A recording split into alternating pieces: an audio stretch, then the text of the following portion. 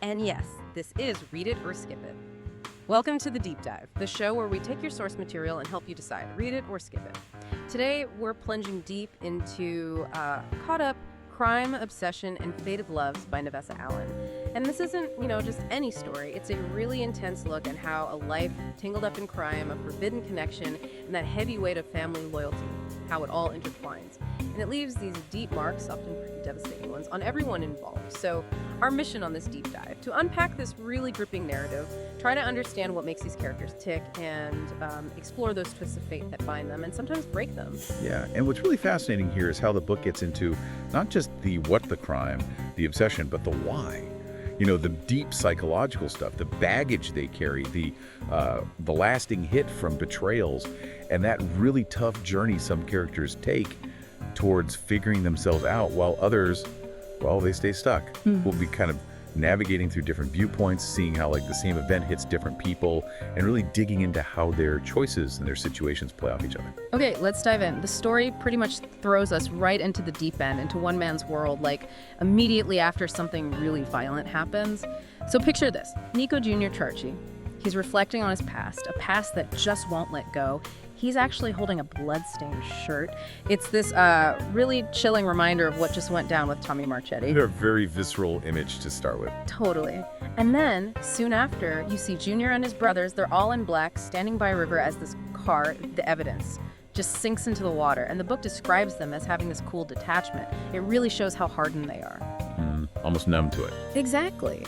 But for Junior, inside his head, he sees Tommy's death as closure. Like a really twisted kind of closure. He thinks this act, this violence, is somehow going to free him from this haunting past, from the ties to his criminal family. It's quite the paradox, right from the start, violence as freedom. That paradox is absolutely central to who Junior is, right from page 1. And that scene later in the warehouse where they're bleaching the floor, it's not just about getting rid of bloodstains, is it? It shows how disconnected he is emotionally. The book says he's mentally disconnected. It points to this deep exhaustion, not just physical, but psychological fatigue. Yeah, the weight of it all. Exactly. And being the eldest brother, he carries this huge, almost suffocating responsibility for the others. Plus, he's dealing with his father's decisions, this guy who kind of runs things from the shadows. The story makes it pretty clear that for Junior, real choice is, it's mostly an illusion. His past feels set by his family, by his father. It's that inherited destiny thing. He hates it. You can tell he resents the role, but he feels totally trapped. Like he has little choice but to comply. Right, that feeling of being trapped versus actually having agency, especially in a family like that. All right. It's huge. But here's where it gets really interesting, maybe even surprising. Amidst all that violence, the planning, the cleanup, Junior's mind drifts. It drifts to Lauren Marchetti. The daughter. Yeah, the daughter of the man they just killed. And we find out they have this history, a powerful yet forbidden connection. Apparently, Lauren's dad, Tommy, had warned Junior off years ago, seriously threatened him, stay away from my daughter. Wow. So the irony is just thick. Oh, completely. He helps kill Tommy partly to cut ties, to get free from his control, but he's still completely consumed by thoughts of Lauren.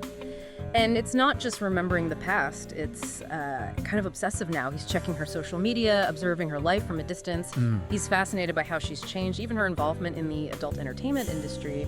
There's this really dangerous feeling of entitlement he has towards her, to her intimacy, past and present, even though they have no real connection now. It's unsettling. It really is. And that contrast you mentioned earlier between his violent public world and this private yearning he seems to have, it comes through so clearly here. The book shows him sometimes just needing to be alone in his apartment, craving peace, especially after the bloodshed. Right, like a refuge. Exactly. Yeah. And this internal conflict, the violence versus the desire for peace, it seems to manifest in these possessive feelings for Lauren. It's this really complex mix of wanting control, desire, maybe even a really twisted way of seeking some kind of normalcy he thinks she represents, or maybe connection he feels entitled to. And those flashbacks to his father, teaching him those harsh lessons of family loyalty and brutality, that upbringing definitely shaped his views, his sense of entitlement, didn't it? Oh, absolutely. It paints this picture of a man just pulled in so many directions. By family, by his own messed up desires. But like you said, the story isn't just about him. While Junior's caught in his world, we get Lauren's side, and it's a completely different perspective. So let's switch gears. Let's look at Lauren, going back to her high school days. She's talking with her friends, Taylor and Ryan, and we learn she used to be this shy and bookish girl on here. Maybe inevitably she was drawn to Junior. You know, the classic bad boy, mob connections, rebellious vibe. Or an archetype. Right. And they had this brief thing, started ironically at a church fundraiser. It escalated to secret meetings. And Lauren was left feeling, as you'd expect, both exhilarated and confused. Young love, but with this dangerous edge. But then, the betrayal. And it's brutal.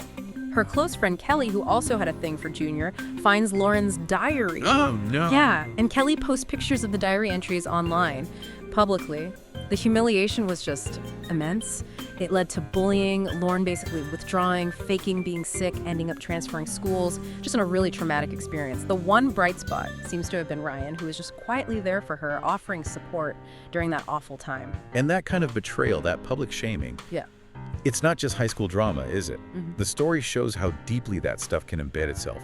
It creates this foundation of distrust, especially around vulnerability in relationships. It shapes her self-worth for years. These early experiences, they don't just hurt temporarily. They can really fundamentally change how you trust people, how you see yourself. It makes healing a very conscious, difficult effort. Definitely. And you see that shadow following her.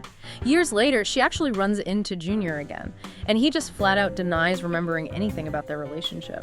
Oof, that's cold. Right. Imagine how that feels. It just reinforces all those feelings of betrayal, makes it even harder for her to trust anyone fully, especially men. The past just keeps echoing. And it leads her to adopt that Maya Angelou quote as her mantra. When someone shows you who they are, believe them the first time. It becomes like her shield, her survival mechanism. Harder and less. Totally. And interestingly, while Lauren's dealing with all this, Kelly, the friend who betrayed her, she faces her own problems, gets caught with drugs, loses college plans. But Lauren doesn't really feel any sense of, victory or satisfaction from Kelly's downfall. Her focus is just moving on, which is key to her healing, right? She's determined. She won't let Junior or Kelly or anyone define her. She finds strength in her friendships, especially with Taylor and Ryan. She starts to understand that growing up is messy. It's filled with betrayal, guilt, but also healing. And her big realization is about self-respect. Moving on from toxic relationships, choosing not to look for validation from Junior anymore, she's actively, deliberately taking back her power. And that journey is so compelling, isn't it? Her growth, her self-discovery, it's such a stark contrast to Junior. She learns not just to protect herself, but to build this inner resilience. She's actively evolving, while Junior seems kind of stuck in that same cycle. It shows these two really different ways of responding to shared trauma, shared history. Yeah, one breaks the cycle, the other seems bound by it. Exactly. Lauren actively works through it. She realizes her future isn't dictated by those past wounds or by other people's actions. She really embodies that difficult but ultimately freeing process of reclaiming your own story, building internal strength instead of looking for it outside. Yeah. It shows you can reclaim agency even after deep hurt. It's definitely the more hopeful side of the story, but the narrative doesn't let Junior off the hook, does it? It brings us back to him, still caught in that same cycle of violence and manipulation. He's now involved in the family's illegal olive oil trade, which is such a specific, almost mundane detail for mob activity, grounding it somehow. Right, makes it feel less like a movie trope. Yeah, and he's expected to expand it, but that internal conflict, it's still there. His desire for freedom clashes with his obligation to his family constantly. And Lauren, she still represents this glimmer of escape for him, right? This idea of a different life. But he's still unsure if he can truly break free from his father, from the whole system, so the story ends with him kind of contemplating. His future's uncertain. He can't seem to get out of that web of violence and manipulation. Lauren, meanwhile, has learned to protect herself. She's moving forward. But the book makes it clear those unresolved feelings between them linger. It's a reminder of their shared past, that complex and painful history. The past isn't just erased, even if you move on. And looking at the bigger picture, the narrative really does highlight that difference. Some people, like Lauren, find a way to break those destructive patterns, while others, like Junior, stay tangled up, maybe even perpetuating them, despite wanting something else. The ending isn't neat. There's no tidy bow. It feels more like real life, Reflecting the messiness of trauma, choice, and how long the past can cast a shadow, it suggests that real freedom, real healing, is often an inside job, maybe not something granted just by changing your circumstances, and those lingering feelings between them. It shows how deeply lives can stay connected, even when they go in such different directions. That shared history always echoes. So what does this all mean for you, the listener? This deep dive into Caught Up, it's more than just crime fiction. It's a really powerful exploration of how betrayal, family pressure, unresolved trauma, how these things shape us, sometimes irrevocably.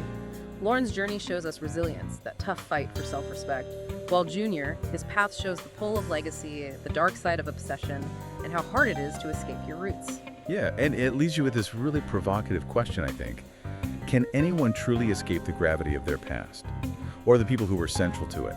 Is freedom just about getting away physically, or is it more about achieving a state of mind through healing, self-awareness, even if your circumstances don't totally change? What kind of freedom is even possible when your story is so tied up with other people's darkness? Definitely something to chew on, right?